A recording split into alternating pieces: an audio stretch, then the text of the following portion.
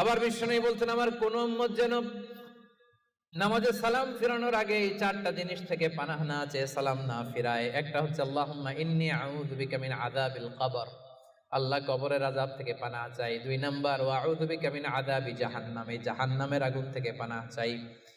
ওয়া আউযু বিকা মিন ফিতনাতিল মাহইয়া ওয়াল মামাত, জীবন মৃত্যুর ফিতনা থেকে পানাহ চাই। ওয়া আউযু বিকা মিন ফিতনাতিল মাসীহিদ দাজ্জাল, দাজ্জালের ফিতনা থেকে আল্লাহ তুমি আমাদের বাঁচাও, পড়েন আমিন।